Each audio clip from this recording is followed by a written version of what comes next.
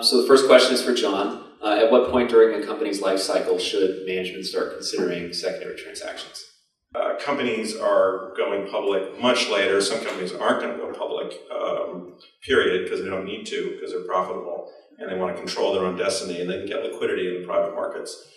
And it just feels to me like, well, where there'll always be periods where there's more interest rather than less interest. Even now, while some of the big firms have pulled back a little bit, they haven't stopped. And so I just think we've crossed a threshold where private liquidity in secondaries is here to stay.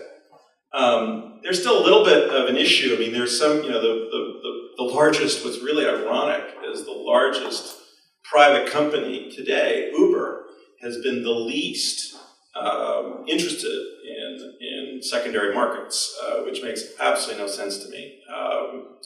There are a lot of people who invest in Uber for a long time, working at Uber for a long time, and they are starting to, I think there was a lot of pushback from employees over the last 18 months, and so there is now some liquidity, but Travis's original view was all the money had to go into the company.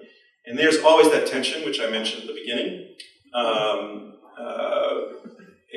I think that's the exception, not the rule. In our experience, I'd say almost all of our companies, Series D and later, probably without exception, I have to actually go through the list, but probably without exception.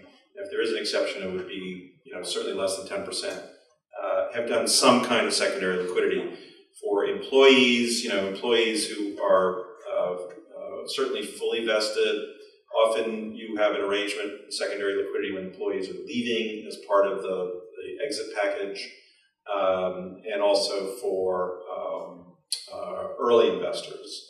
And sometimes that is driven by the old investors, sometimes it's driven by the new investors the company doesn't want to take too much dilution. They only want to issue primary for 20% max. We generally don't recommend a round that has more than 20% dilution, except in special circumstances. And so secondaries also give companies that want more ownership, because a lot of companies want ownership targets in the 15 to 20% range. And so they can often use secondary markets either to early shareholders or employees who want to sell either options or shares. That is a way to increase their ownership percentage. And maybe I'll talk for 2 seconds about an example of that.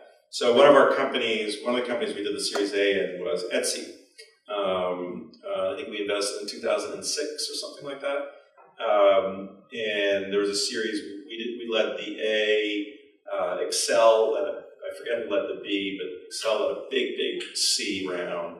And they bought secondary as part of that C round because they wanted more ownership. And they actually ended up having more ownership than USV at the end of the day. And then in 2011, I think it was, Tiger Global, was a big private equity / hedge fund, wanted to invest in Etsy, and they could only work out a deal for Tiger to get, I think it was around 10% of the company.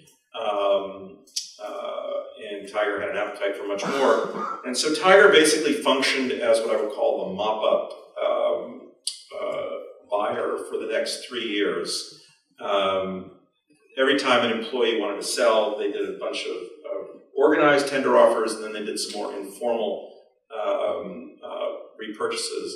Tiger, who had all the disclosure, they knew exactly what was going on with the company, we'll talk about that issue maybe in a bit, would just be available if they had millions of dollars that they were interested in spending in buying up secondary. And so that's one of the models for secondaries, is to find an institution who has more appetite to own the company and is just willing to acquire more shares that become available.